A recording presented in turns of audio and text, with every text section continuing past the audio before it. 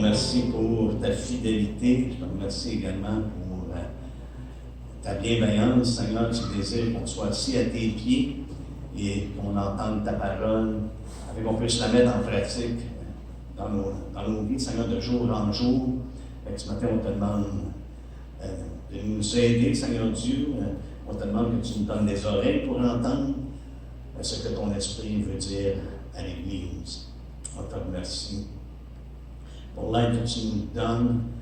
On te prie que ce soit à travers la puissance de ton esprit, que tout ce qui soit fait, tout ce qui ressort, Seigneur Dieu, que ça soit attribué à ton œuvre. Donc, c'est pour ton nom que te demande. Amen. Amen. On regarde ensemble la vision du carrefour que le Seigneur avait mis dans mon cœur il y a plusieurs années, c'est pas au-dessus de 12 ans qu'on en a parlé. Et c'est une vision qui est simple. Regardant ensemble, j'ai pris l'acronyme simple justement pour définir un peu et nous aider à se rappeler des points centraux de la vision de l'Église. Le premier, c'est servir Dieu, n'est-ce pas? Qui vraiment est une expression de notre amour que nous avons pour Dieu. On peut servir Dieu sans l'aimer, mais tu ne peux pas aimer Dieu sans vraiment le servir. Et on l'a vu ensemble dans les Écritures, comment c'est chose synonyme. Parce qu'on doit servir de la même façon qu'on l'aime, de tout notre cœur. N'est-ce pas? Après ça, la semaine passée, on a regardé ensemble comment est-ce qu'on va imiter Christ. Paul lui-même dit, imitez-moi comme j'imite Jésus-Christ. Et ce matin, j'aimerais qu'on regarde ensemble que je crois que la vision qu'on devrait avoir, c'est la manifeste présence de Dieu dans l'Église, qui inclut la puissance de l'Esprit à l'œuvre. Et ça, c'est un sujet, frères et sœurs, qui peut être très controversé, contentieux même. Pourquoi? Parce qu'il y a eu beaucoup d'abus concernant justement la manifestation de la présence de Dieu, de la puissance de Dieu, de l'Esprit de Dieu. C'est des choses qui peuvent facilement être abusées. Et souvent, on a la tendance, il y a deux choses. La tendance, c'est que soit qu'on rejette le tout, ou maintenant, on ne sait pas exactement où s'en tenir concernant ces choses-là. Et il y en a d'autres qui aillent complètement à l'extrême dans des abus. Et je vais vous dire qu'à travers les années, j'en ai vu des abus. Mais j'ai vu également de l'autre côté, lorsqu'on ne s'attend pas que Dieu soit présent dans l'Église. Où que les gens se rassemblent, offrent leur sacrifice d'adoration et puis de louange et d'action de grâce, mais ils ne s'attendent pas que Dieu peut être présent au milieu de son peuple. Et je pense que c'est des choses qu'on doit éviter, c'est les extrêmes. Et de vraiment de regarder ce que la parole de Dieu nous mentionne, nous dit, nous enseigne concernant justement la manifeste présence de Dieu. Lorsqu'on parle de manifeste, c'est quelque chose, selon les Écritures, qui est mis en toute évidence. Quelque chose qui est de toute évidence, qui est mis en lumière. On voit, c'est vraiment perceptible, on pourrait dire, que Dieu est présent dans l'Église. Il se manifeste face à ces choses-là. Et donc, je sais qu'il y a des personnes qui pensent des fois, mais c'est un idéalisme de penser que Dieu est le même aujourd'hui qu'il était dans le temps qu'on voit dans les Écritures. Et pourtant, la parole de Dieu est très claire. Jésus est le même hier, aujourd'hui et pour l'éternité. Le Jésus qu'on connaît maintenant, frères et sœurs, c'est le même Jésus que nous allons connaître lorsqu'on va le voir face à face. Nous allons le connaître dans toute sa plénitude. Mais c'est le même Jésus qui se révèle aujourd'hui, dans lequel nous allons être dans sa présence d'une façon concrète. Maintenant, nous sommes dans sa présence. Pourquoi? Parce que son esprit est parmi nous. Mais lorsque nous allons le rencontrer, ça ne sera pas indifférent Jésus. Il est le même. Il ne change pas. Donc pour moi, lorsque Jésus dit « Je bâtirai mon Église », il est dans le processus de bâtir son Église jusqu'au temps qu'il revienne. Il n'a pas cessé de bâtir son Église. Il bâtit en ce moment son Église. Et on voit dans les Écritures, si on tourne dans Marc 16, on voit que le Seigneur agissait avec son peuple. Ça nous dit au verset 20 du chapitre 16, il s'en allait prêcher partout. Le Seigneur travaillait avec eux et confirmait la parole par le miracle qui l'accompagnait. Donc, on voit que le Seigneur agissait, qu'il travaillait avec les apôtres, travaillait avec l'Église, parce que c'est quelque chose qui a continué pareillement plus tard dans l'Église, à travers différentes personnes. Étienne n'était pas un apôtre, et Dieu s'est servi de lui. Pourquoi? Parce que la présence de Dieu était manifestée dans sa vie à travers l'œuvre de l'Esprit, la puissance de l'Esprit. Donc, on ne peut pas limiter que ces choses-là, parce qu'ici, ça s'adresse aux apôtres, que c'était simplement limité aux apôtres dans ce temps-là. Parce qu'on reconnaît que les œuvres, on va regarder ça un petit peu plus tard, la manifestation de l'Esprit. Et qu'est-ce que ça comprend? Paul lui-même, justement, lorsqu'il a dit dans 1 Corinthiens 2,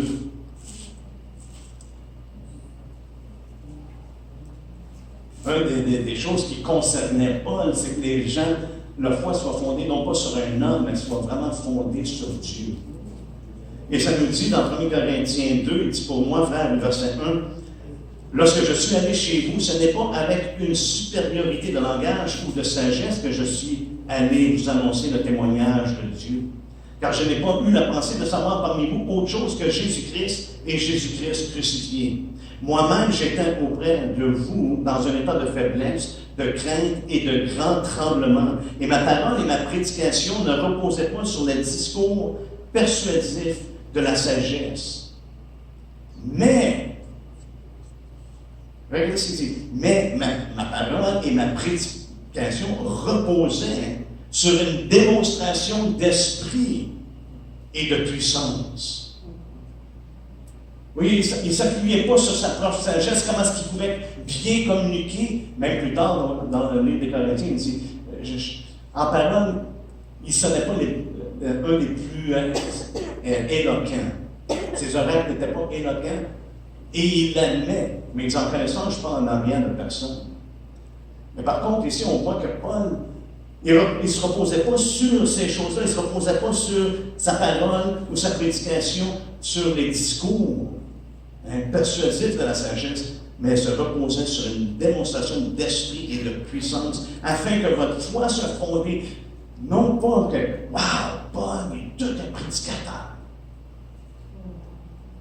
Non, afin que votre foi soit fondée, non sur la sagesse des hommes, mais sur la puissance de Dieu. Imaginez-vous que Paul prêchait en s'appuyant, en se reposant sur le fait qu'il croyait que lorsqu'il allait parler, qu'il allait avoir une démonstration de l'Esprit de Dieu, parce que c'est l'Esprit qui convainc. On a beau avoir toutes les paroles persuasives qu'on peut avoir, qu'on peut trouver, qu'on peut soulever, mais ça ne sert à rien. Ce qu'on a besoin, par exemple, c'est une démonstration de l'Esprit qui est à l'œuvre dans le cœur de l'homme pour les convaincre, afin que leur foi ne repose pas sur qu'est-ce qu'on dit seulement, les paroles qui sont communiquées, qui ne mettent pas leur foi dans un système de croyance, un système théologique qui dit « Ah, ok, mais là j'ai toutes mes cartes à bonne place, j'ai toutes mes affaires à ranger, là je suis correct. » Non, mais qu'elle se repose sur la puissance de Dieu. Et comment est-ce que la puissance de Dieu se manifeste? Elle se manifeste à travers des vies qui ont été touchées, transformées par cette puissance-là. Une personne ne peut pas être en Jésus-Christ et ne pas avoir connu la puissance de l'Esprit qui transforme la vie. Premièrement, ça commence par une nouvelle naissance. Lorsque l'Esprit est à l'œuvre dans le cœur de quelqu'un, il est né de nouveau, il voit maintenant le royaume de Dieu, il peut et maintenant y entrer. Mais sans la nouvelle naissance, sans la puissance de l'Esprit, une personne, tout ce qu'elle devient religieuse. Elle peut adhérer à un système religieux, comme on le voit, parce qu'il y en a dans tous les sphères, que ce soit le christianisme ou tous les autres dieux qui peuvent exister, frères et sœurs. Il y a des gens qui embarquent dans un système religieux sans avoir connu la puissance. Leur foi ne repose pas sur la puissance de Dieu. Mais aussi ce que ça me dit, c'est lorsque la démonstration de l'Esprit, lorsque la présence de Dieu est manifeste, c'est qu'il va y avoir justement cette foi-là qu'une personne va se reposer dans la puissance de Dieu. Elle va avoir confiance dans la puissance de Dieu, que Dieu est celui qui est à l'œuvre. Elle va être fondée sur ça. Et Dieu, Paul plutôt ici, fait preuve, je crois, de la présence de Dieu dans sa vie par cette démonstration de l'Esprit. Après tout, parce que le Seigneur Jésus a dit qu'on allait recevoir l'Esprit. Il dit, on va être baptisé de l'Esprit. Nous allons recevoir une puissance à travers laquelle nous allons rendre témoignage. Et Dieu a confirmé à travers les Écritures, a appuyé le témoignage des apôtres et le témoignage des disciples qui ont suivi par la suite. Mais notre but devrait être toujours que la foi des hommes ne soit pas fondée sur nos paroles, mais qu'elle soit fondée sur la puissance de Dieu. Il doit, frères et sœurs, pour qu'une personne soit réellement, véritablement un disciple de Christ, elle doit avoir été touchée, née de nouveau, par l'Esprit de Dieu. Et dans ce processus-là, une personne est complètement transformée. C'est pour ça que Paul pouvait dire, si vous êtes en Christ, vous êtes une nouvelle créature en processus. Non, il dit, vous êtes une nouvelle créature, les choses anciennes sont passées et tout devient nouveau. Oui, il y a une progression, il y a un changement, il y a une croissance qui va se faire, mais il y a un changement qui est radical au point de départ. Pourquoi? Parce qu'on devient une nouvelle créature. Et ce qui compte, c'est ce qui compte, n'est-ce pas? Donc on voit la manifeste présence de Dieu dans le salut des hommes. Jésus dit, nul ne peut venir à moi si le Père qui m'a envoyé ne l'attire. Et là, on sait le contexte dans lequel il donne ça, c'est ce que le Père lui avait donné pendant son temps qu'elle est sur la terre. Nul ne pouvait venir. Ceux qui sont venus, savez-vous, c'est qui sont venus? Ce sont ceux qui entendaient ce que le Père disait. Parce que Jésus avait dit aux pharisiens, il dit, vous ne venez pas à moi parce que vous ne croyez même pas en Moïse, vous ne croyez même pas à sa parole. Si vous croyez en lui, vous croyez en moi. Ceux qui sont venus à Jésus, ce sont ceux que le Père lui a donné. Pourquoi? Parce qu'ils croyaient aux écrits de Moïse. Donc, ils ont été attirés. Mais plus tard, Jésus, dans Jean 12, il nous dit, lorsque je serai élevé, j'attirerai qui? Tous les hommes à moi. Il ouvre la porte. Pour un temps, Dieu a attiré une partie des hommes qui étaient déjà à l'écoute au Père. Et puis après ça, par la suite, par sa mort sur la croix, il attire tous les hommes. Donc, on voit que Dieu, dans le salut des hommes, est manifeste. Sa présence est manifeste. Pourquoi? Parce que c'est lui qui est à l'œuvre. Il attire tous les hommes à lui. Dans Tite 3:4, ça nous dit, mais lorsque la bonté de Dieu, notre Sauveur, et son amour pour les hommes ont été manifestés. C'est ça, le fait qu'il ait été élevé, ça manifeste justement la bonté de Dieu, notre Sauveur, et son amour pour les hommes, ont été manifestés. Dieu manifeste sa présence à travers la bonté et l'amour qu'il révèle. Il prouve son amour lorsque Christ est mort pour nous, lorsque nous étions encore des pécheurs. Dans 2 Corinthiens 5, justement, suite à la nouvelle naissance dont Paul fait référence, regardez ce que Paul nous dit au verset 19, dans 2 Corinthiens 5, ça nous dit, car Dieu était en Christ réconciliant le monde avec lui-même, en imputant point aux hommes leur offense, et il a mis en nous la parole de réconciliation. Nous faisons donc des fonctions d'ambassadeurs, comme si Dieu exhortait par nous. Nous vous en supplions au nom de Christ, soyez réconciliés avec Dieu. on voit ici la présence de Dieu, la manifeste présence de Dieu dans le salut des hommes. Son appel aux hommes pour venir à lui. Je crois qu'en tant qu'Église, ça devrait faire partie de notre quotidien, d'avoir cette parole de réconciliation-là, d'avoir la présence de Dieu qui est manifeste dans nos vies en voulant communiquer la bonté et l'amour de Dieu.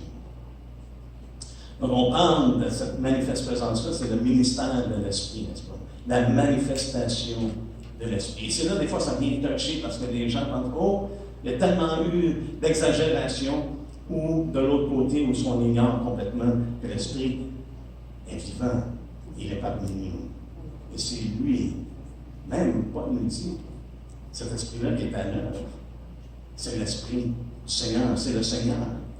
Dans 1 Corinthiens, justement, pas dans 2 Corinthiens, plutôt 2 Corinthiens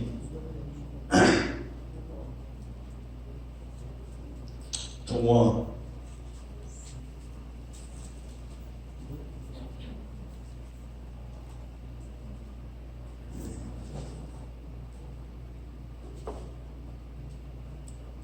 Ça nous dit au verset 18, nous tous,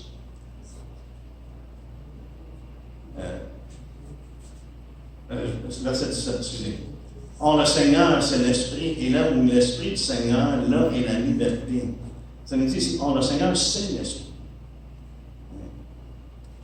Et là où est l'Esprit du Seigneur, là est la liberté, nous tous, dont le visage découvert,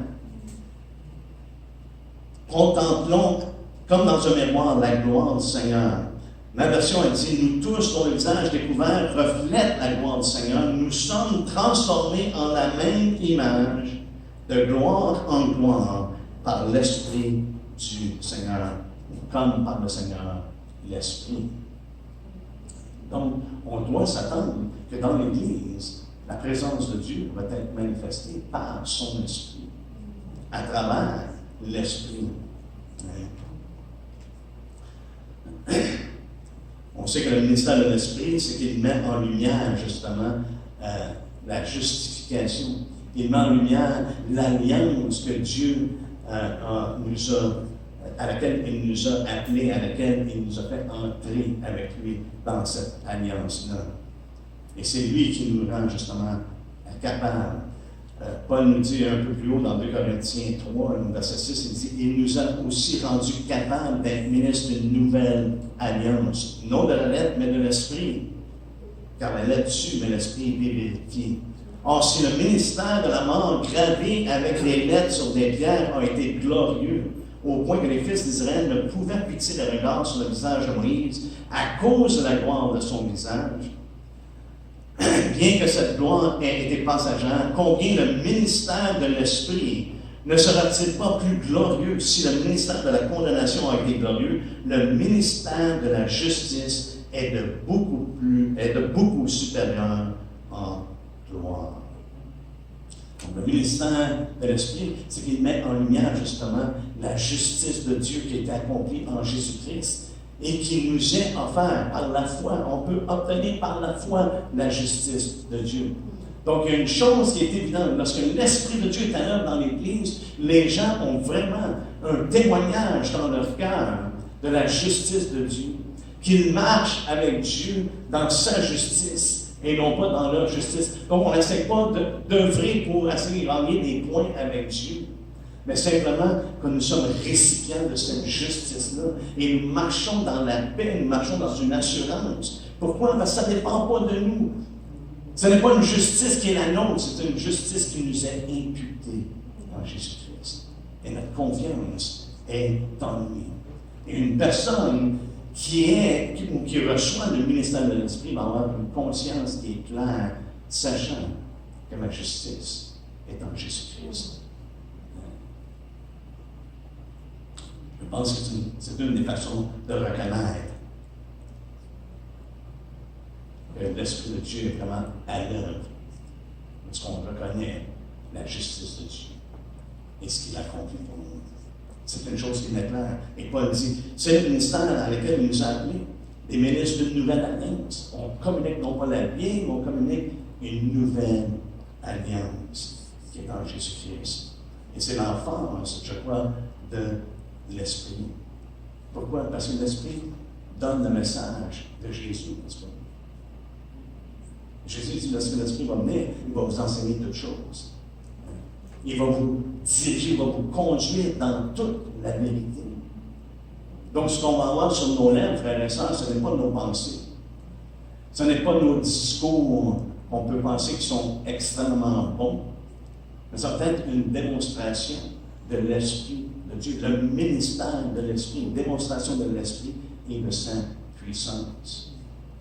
Mon but, à toutes les fois que je présente ou que j'amène, je communique la parole de Dieu, c'est qu'il y ait une œuvre qui se fasse dans le cœur des gens. Non pas par les paroles que je dis, mais que Dieu, par son esprit, œuvre à travers ces choses-là pour accomplir sa volonté dans nos cœurs. Je pense qu'aujourd'hui, de nos jours, malheureusement, il y a beaucoup de pasteurs ou de gens qui passent beaucoup de temps dans le counseling.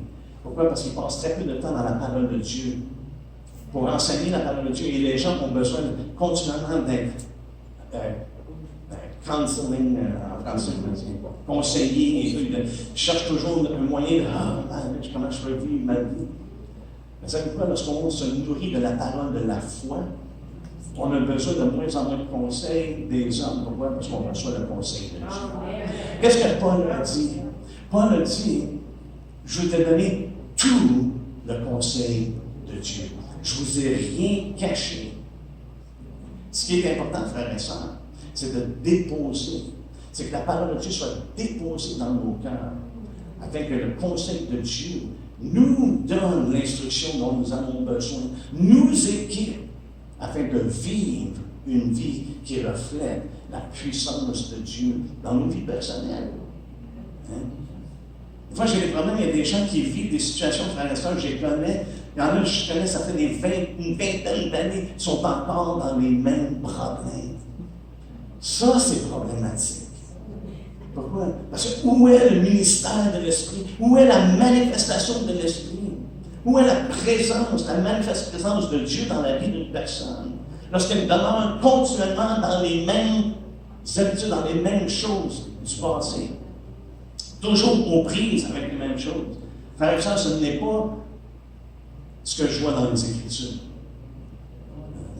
Ça ne veut pas dire qu'une personne ne peut pas nécessiter d'avoir un conseil quelconque qui vient à travers la parole de Dieu. Mais d'être dépendant de ça, c'est le problème. On devrait être dépendant sur Dieu, dépendant de la puissance de Dieu. Parce que Paul dit, je peux tout par celui qui me fortifie. Savez-vous ce que ça veut dire dans le grec? Je peux tout par celui qui me fortifie. Hein, c'est profond. Hein? Souvent, lorsqu'on dit, même ça dans le grec, ça veut dire ça, les gens, ouais, vraiment une signification spécifique. Donc, ça veut tout simplement dire, je peux tout par celui qui me fortifie. Je peux tout par Christ. Je peux tout par le ministère de l'Esprit qui agit dans ma vie.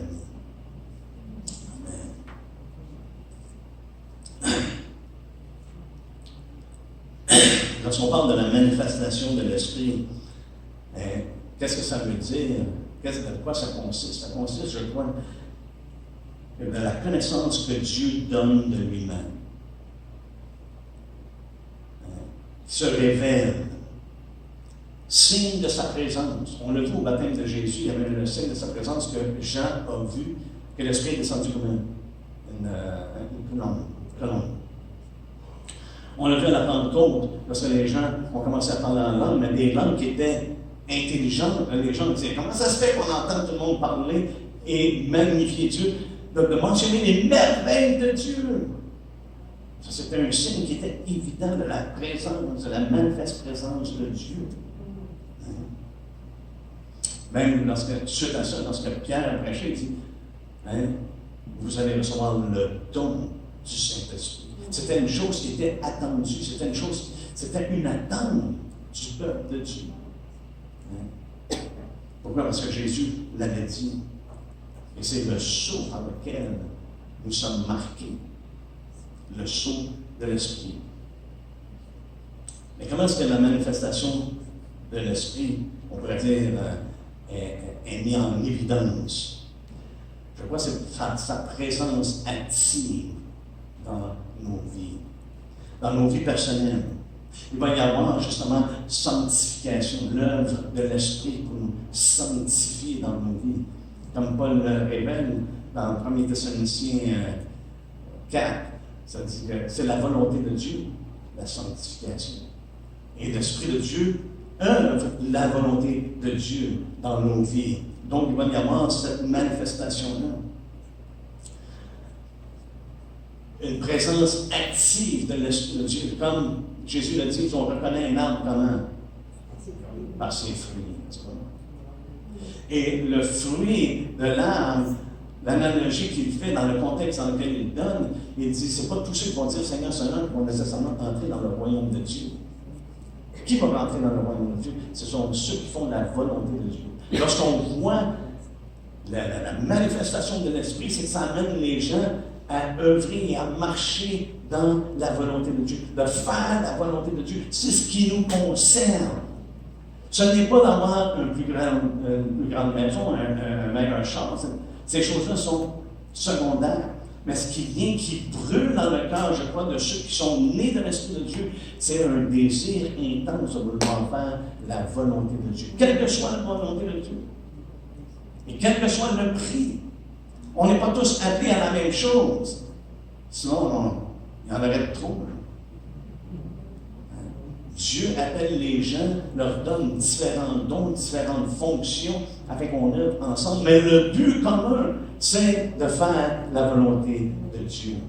Et une autre chose pour moi qui est manifestée, justement, par la présence de l'Esprit en nous qui est active, cette présence-là de l'Esprit est active, c'est que ça nous éloigne de l'iniquité. C'est qu'on ne veut pas s'embarquer dans l'iniquité.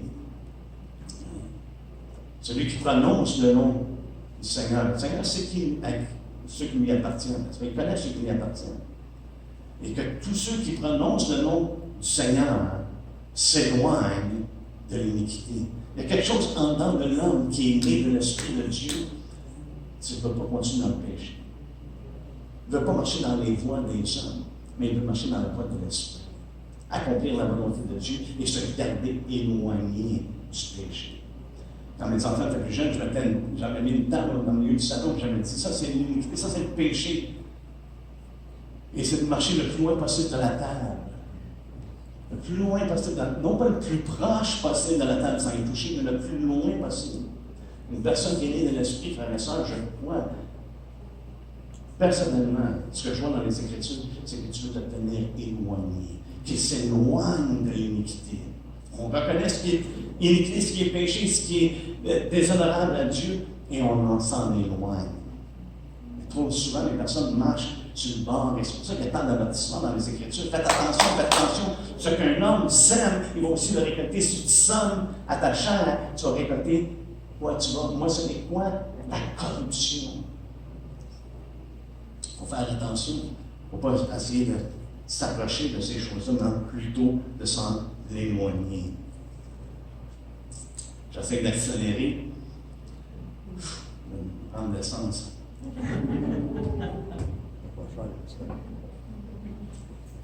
Dans Galates 5.22, ça nous nomme, Paul nous nomme le fruit. Lorsqu'on parle de fruits dans les Écritures, on parle d'une chose qui a son origine. Ce qui a son origine ou qui vient de quelque chose. Fait que le fruit vient de l'Esprit. C'est le fruit de l'Esprit, c'est pas au singulier, c'est pas neuf fruits de l'Esprit, c'est un fruit contenant qui se manifeste de différentes façons de parler. Et qu'on voit qui est mentionné dans Galates 5.22 qui dit, en contraste avec les œuvres de la chair, ça dit, mais le fruit de l'Esprit, c'est l'amour, la joie, la paix, la patience, la bonté, la bienveillance, la foi, la douceur, la maîtrise de soi. La loi n'est pas contre ces choses. Ça, c'est le fruit de l'Esprit. Des fois, on dit, j'aimerais ça avoir plus d'amour, j'aimerais ça avoir plus de patience, mais sans que frère, ce qu'on a besoin, c'est plus de l'esprit. C'est l'esprit qui vit en nous, qui abonde, qui vit pleinement en nous. Ces choses-là vont être présentes. Pourquoi? Parce qu'il est actif dans nos vies. Le fruit qu'il produit, c'est le fruit qui est énuméré ici. C'est un travail qui est produit par l'Esprit de Dieu. Autrement dit, Paul nous dit, c'est le résultat de l'Esprit dans nos vies. Et si on continue à lire au verset 24, il dit, ceux qui sont à Jésus-Christ ont crucifié la chair avec ses passions et ses désirs. Si nous vivons par l'Esprit, marchons aussi selon l'Esprit. Donc c'est la puissance. Je crois que c'est sa puissance active dans nos vies personnelles, mais c'est également la puissance active dans la génération dans laquelle nous sommes. La manifestation de l'Esprit, frères et sœurs, fait en sorte qu'on marche avec l'autorité du Seigneur. Pas notre autorité, mais comme Jésus l'a dit dans Matthieu 28, allez et faites des disciples de toutes les nations. Mais juste auparavant, il dit, je reçois toute autorité. Toute autorité m'a été donnée, tout pouvoir m'a été donné, maintenant allez. Donc on doit dépendre de lui. Il va y avoir, je crois, il doit y avoir la puissance active dans la prédication de l'Évangile qu'on a vu un peu plus tôt, parce que c'est une démonstration de l'Esprit et de sa puissance. Je veux te faire remarquer une chose, c'est qu'on ne cherche pas la démonstration de l'Esprit et la puissance. C'est un des problèmes, je crois, de nos jours, c'est que les gens s'attachent à ça. Oh, démonstration de l'Esprit, démonstration de la puissance. Et ils essaient de conjurer ça, de fabriquer ça. Pourquoi? Parce qu'ils regardent à ça plutôt que de regarder le Seigneur, c'est à point. Et à travers des vases de terre, cette puissance-là est révélée. Mais c'est la puissance de l'Esprit. C'est la manifestation de l'Esprit, de sa puissance. Donc, on cherche lui et laissons Dieu agir à travers des vases de terre. Au lieu de chercher cette démonstration de l'Esprit et cette puissance-là, recherchons le Maître, recherchons le Seigneur et laissons-le œuvrer en nous et à travers nous. Aujourd'hui, ça ne veut pas, il n'y a personne qui peut prendre le crédit de tout ce qui a été fait. Pourquoi? Parce que c'est l'Esprit de Dieu qui œuvre. C'est pas ceux-là. Oh! C'est parce qu'un tel a prié, c'est pour ça que c'est arrivé. Non. C'est parce que Dieu a agi en réponse à notre demande. On n'a pas cherché que Dieu manifeste sa puissance. On a cherché Dieu, on sait que tu réponds aux prières, et voici notre requête, voici ce qu'on te demande. Et Dieu fait selon son bon plaisir, selon sa volonté. Il y a des fois qu'il répond non. Parce que nous, on ne connaît pas plus loin que le bout de notre nez. Hein? On ne connaît pas ce qui se passe dans une heure. Hier soir, je ne pensais pas que j'allais être obligé de mopper le plancher avec de l'eau. Mais Dieu connaît les choses d'avance. Et parfois, il retient une réponse qu'on lui demande parce que c'est plus favorable pour la personne de ne pas avoir ce qu'on demande à ce temps-là. C'est des choses que le Seigneur fait. Ça nous dit dans Acte 1:8, on a fait mention qu'on allait être revêtus de la puissance de l'Esprit et que nous allons devenir ses témoins. Pour ma part, frères et sœurs, mon désir, c'est pas de chercher ces choses-là. Mon désir, c'est qu'ensemble, que l'Église marche justement à la suite de Christ et qu'on voit son œuvre s'accomplir dans la vie de tous les jours. On voit le témoignage que Paul donne des Thessaloniciens. Avec moi dans le premier Thessaloniciens, il faut essayer de terminer ça assez rapidement. Dans 1 Thessaloniciens 4, au verset. 1 Thessaloniciens 1, verset 4. Ça nous dit, nous savons, frères bien-aimés de Dieu, que vous avez été élus. Notre évangile ne vous a pas été prêché en parole seulement, mais avec puissance, avec l'Esprit Saint et avec une pleine persuasion, car vous n'ignorez pas que nous nous sommes montrés ainsi parmi vous à cause de vous. On voit ici l'œuvre de Dieu, l'élection de Dieu dans vos vies, parce que l'Évangile a été prêché non pas seulement en parole, mais plutôt avec puissance, avec l'Esprit Saint et avec une pleine persuasion. Pour ma part, je crois que ça devrait être, ça fait partie de l'Église, ça fait partie de ce que Christ, justement, bâti. C'est pour ça qu'il nous a donné l'Esprit Saint également, pour, je crois, impacter les gens par la puissance de l'Évangile. Et on sait que l'Évangile, c'est la puissance de Dieu. C'est très clair dans les Écritures. C'est la puissance de Dieu pour quiconque croit. Pour le salut de quiconque croit. Et puis, je crois, c'est ce que l'Esprit fait. Parce qu'on prêche l'Évangile. Sa puissance est manifestée. Et des vies sont touchées. Il y en a qui refusent. Il y en a qui s'endurcissent. Mais par contre, il y en a d'autres qui ont des oreilles, qui entendent. Et qui reçoivent par la foi ce qui est révélé dans les évangiles. La troisième chose, c'est sa puissance. C'est la puissance active. La manifestation de l'Esprit, c'est la puissance active au sein de l'Église. Et c'est là que ça devient touché. Parce que trop souvent, frères et sœurs, comme j'ai mentionné, il y a des gens qui recherchent des manifestations. Ils ne recherchent pas Dieu, ils recherchent des manifestations. Et aussitôt qu'on commence à rechercher des manifestations, je crois qu'on a dévié de l'Évangile. On ne doit jamais rechercher des manifestations, mais on doit s'attendre que l'Esprit va se manifester. Il va se manifester comment? À travers les dons qu'il donne à l'Église. Allons ensemble dans 1 Corinthiens 12.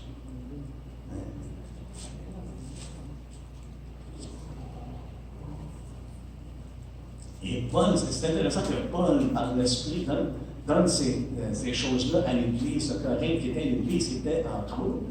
Souvent, c'était une Église qui démontrait plus de la chair que vraiment qui marchait selon l'Esprit, malgré qu'il était en arrière en rien concernant les dons. Le premier chapitre, c'est ce que Paul dit. Mais il y avait des tendances, justement, qui faisaient dévier. Et je crois que c'est parce qu'il regardait aux choses naturelles, il regardait plus peut-être aux manifestations, plus à ces choses-là qu'à Christ lui-même. On sait qu'il a regardé aux hommes, parce qu'il y en a qui ont dit, ah, moi je suis de Paul, je suis de Céphas, je suis d'Apollo, ah, je suis de Christ. C'était leur tendance, et Paul dit, ça c'est charnel. Et je crois que de chercher les manifestations est également charnel. On ne doit pas chercher les manifestations, mais cherchons celui que nous servons. Cherchons celui que nous voulons plaire. Ça nous dit au verset, on va simplement lire le verset 4 à 7. Ça nous dit, il y a diversité de dons, mais le même esprit. Diversité de ministères, mais le même Seigneur. Diversité d'opérations, mais le même Dieu qui opère tout en tous. Or, à chacun, la manifestation de l'esprit est donnée pour l'utilité commune. C'est le but de la manifestation, que l'Esprit se manifeste dans l'Église. C'est pour l'utilité commune. Ce n'est pas pour élever un au-dessus des autres. Ce n'est pas pour qu'on ait des Paul, des Céphas, des Apollos. Non. Le but, c'est pour une utilité commune, pour que l'Église soit édifiée. Que l'Église, parce que c'est à travers son Esprit que Jésus bâtit son Église. Et l'Esprit opère à travers les dons qu'il donne aux membres de l'Église. Ça, c'est juste une version courte. Mais regardez ce que ça dit dans la Bible en français courant. Ça nous dit, en chacun, l'Esprit Saint se manifeste.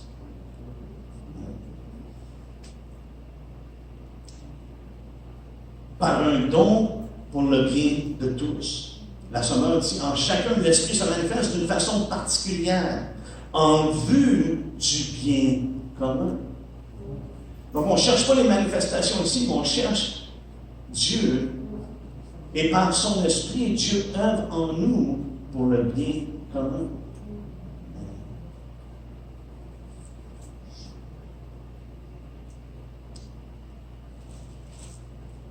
Dans 1 Corinthiens 14.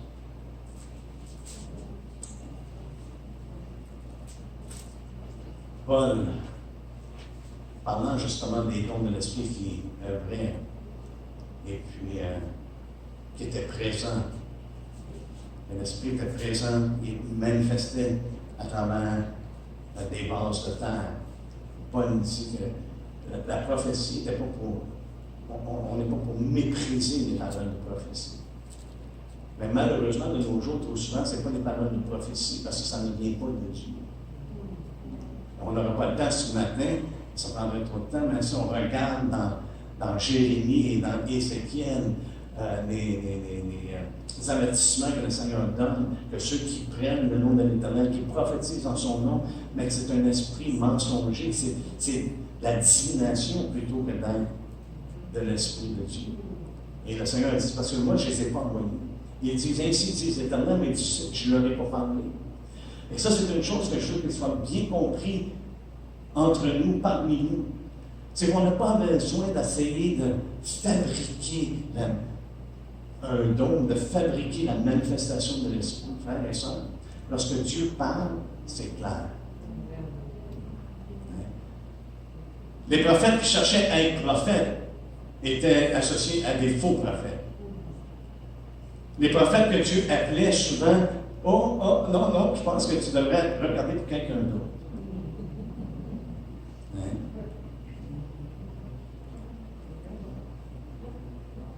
Je crois qu'on doit désirer les dons spirituels, frères et sœurs. La parole de Dieu est très claire là-dessus.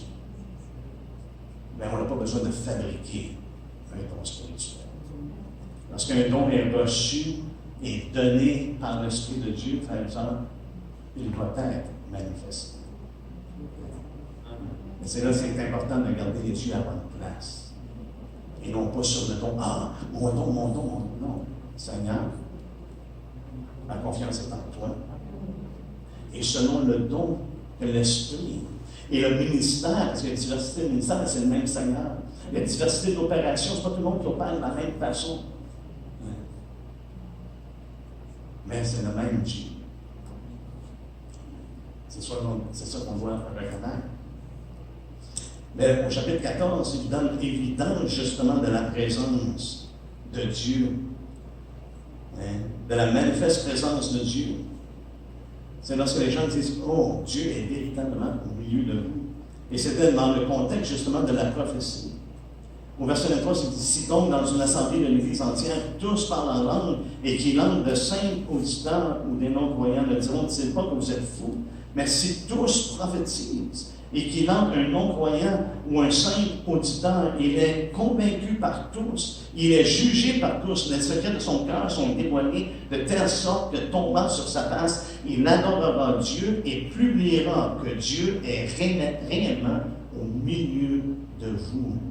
Voyez-vous, Paul s'attendait que Dieu allait être présent dans l'assemblée de Corinthe. Mais dans toutes les assemblées, que Dieu est présent parmi nous. Mais notre focus doit être justement sur lui et non pas sur tous les dons. Imaginez-vous si vous donnez un don à vos enfants et tout ce qu'ils parlent, c'est le don qui vous oublie complètement.